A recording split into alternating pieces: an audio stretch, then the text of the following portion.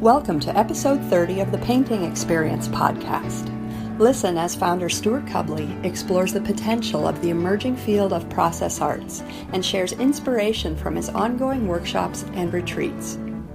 It's easy to get hooked on the rush we get when we like what we've painted or when somebody else says it's great. Shifting our focus from outcome to process requires a courageous about-face, embracing emptiness as we allow our experience to find its own integrity.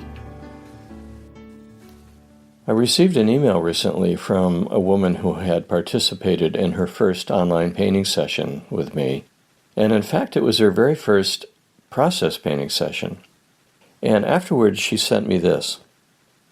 I was ambivalent about the session afterwards, wanting that dopamine hit of a beautiful end result. Then it dawned on me that I had been fighting my inner judge the whole session. Hooked on needing affirmation, I felt naked with my own creativity. And I remembered that little girl who stopped drawing and tore up her paper in frustration because it didn't look right. I thought this was great. It was such an insight and a perspective to bring after her first process painting session, and to recognize that need for that dopamine hit of external affirmation and the emptiness of that, and also how deeply encultured it is and embedded in the very upbringing that we have, where we're identified with the outcome of our activity rather than the activity itself. And then she went on to say, this process painting is very powerful. The feeling of nowhere to hide, face to face with yourself alone, is indescribable and has to be experienced. I thought I understood the purpose of process painting, and I did intellectually, but now it's an embodied experience, miraculous and surprising.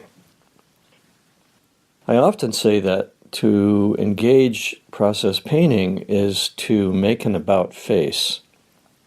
And it's an about face from our addiction to external affirmation, to something that is inherently much more satisfying, which is an internal affirmation.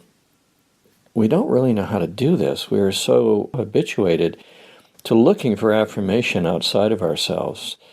Whenever someone likes the painting or says something positive about our result, or we like our own painting, they're equally external affirmations. And to make the about face, to actually turn towards yourself in this essential way that process painting invites you into, does require facing an internal emptiness. There's a sense of being naked in front of yourself. A certain way, being devoid of self. There's almost like it's a no-self state, because we're constantly defining ourselves through the affirmations externally.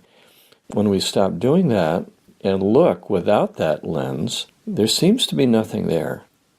Wow, who am I? I don't know what to do. I don't have any measuring stick. I don't have any criterion for moving forward. There's a tremendous emptiness, and I might say a tremendous potential. And I guess that it takes a certain dissatisfaction with the superficiality of all of the external affirmations that we're subjected to and expected to respond to that readies someone to make this about face. There has to be a certain way in which you just feel like this is not enough. This is not satisfying me deeply. I know there's more integrity. And so when you do make this about face, and you do turn towards the emptiness, something magic happens. Within that emptiness, within that void that seems to present itself when you drop the external, there's a light. There's something that happens spontaneously. It's not in order to avoid the emptiness. It's something that genuinely emerges from that space. It wants to take form. It's a color, it's a stroke, it's an image, and in the beginning we don't recognize this.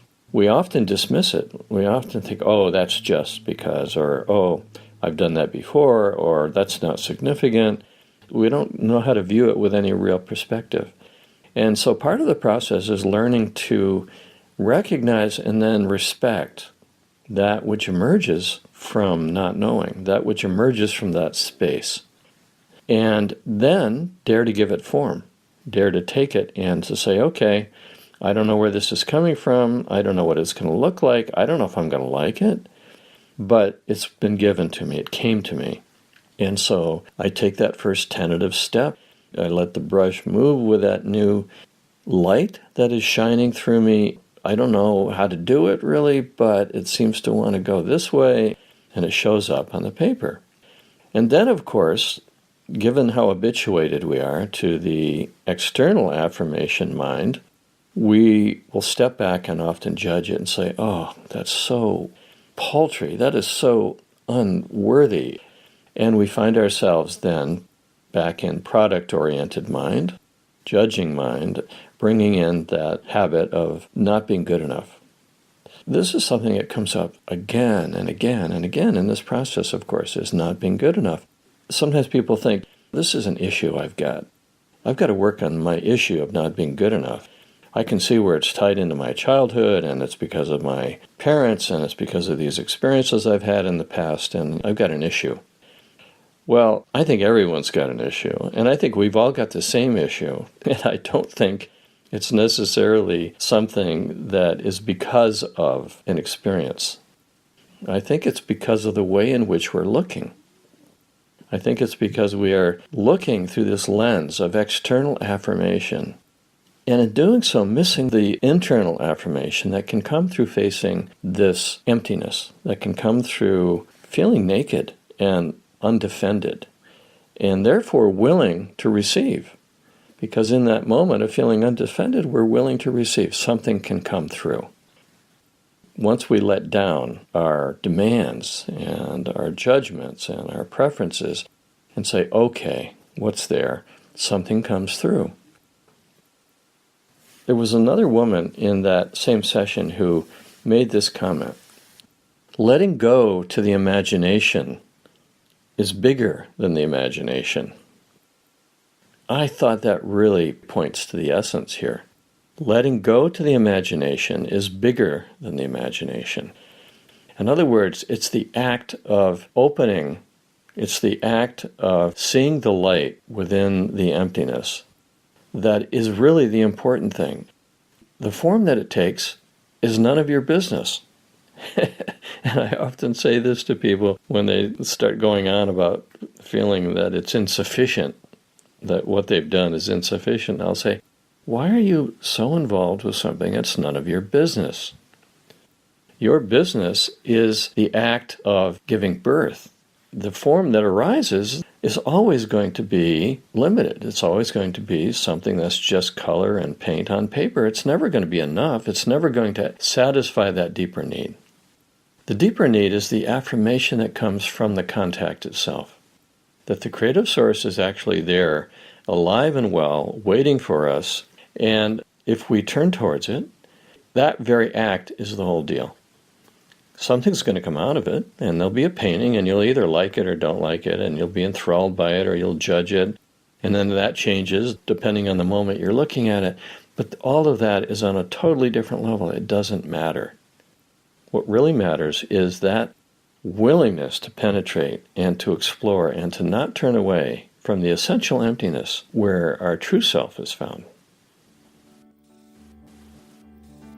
You can learn more about the painting experience and find a list of upcoming process painting workshops by visiting our website at www.processarts.com. If you enjoyed what you heard today, please share it with a friend. The theme music for this podcast comes from Stephen Jacob. We thank you for listening and hope you'll join us again soon.